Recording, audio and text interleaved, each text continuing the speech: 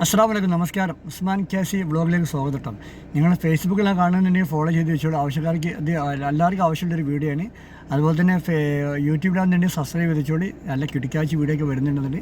ഇനി നമ്മൾ Saudi Arabia ജിദ്ദയിൽ കിലോ 7 അയ്യറവാബിയിൽ ഒരു ഫാമിലി റൂം കൊടുക്കാണ്ട് ഒരു റൂമിന് ഒരു ഹാളായിട്ടുള്ള റൂമാണ്. റൂമിന് വാടക പറഞ്ഞാൽ കറണ്ട് ബില്ലടക്കം 1700 മലയാളിൻ്റെ അടുത്താണുള്ളത്. തൊട്ടടുത്ത് താമസിക്കുന്ന മലയാളികളാണ്.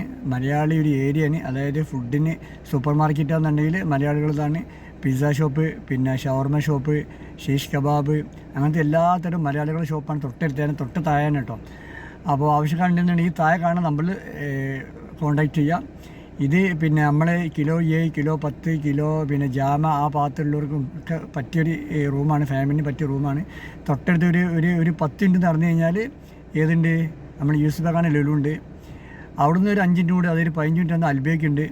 പിന്നെ വണ്ടിയിട്ട് ഒരു 5 മിനിറ്റ് കൊണ്ട് നമ്മുടെ സാഗർ ഹോട്ടലുണ്ട്. മലയാളികളെ അറിയപ്പെടുന്ന ഒരു ഹോട്ടലുണ്ട്, Sagar hotel, Parivar hotel. 5 minute മതി വണ്ടിക്ക് പോകുന്നതിന് വെറും 5 മിനിറ്റ് മതി സാഗർ ഹോട്ടലിലേക്ക്.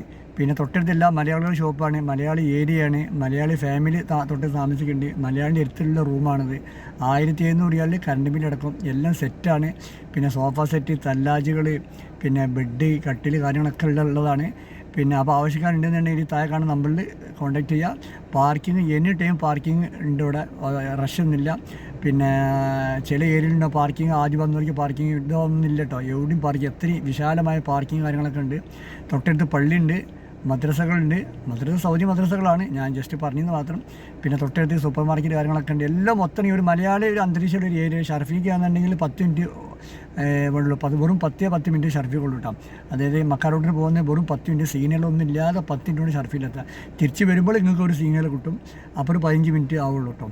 അപ്പോൾ എല്ലാ ഭാഗത്തും, അതായത് മക്കയിലേക്ക് പോകാൻ തന്നെ ഒരു 5 മിനിറ്റ് കൊണ്ട് മക്കത്തിൽ പോകണമെങ്കിൽ വണ്ടികൾ അവിടെ കിട്ടും.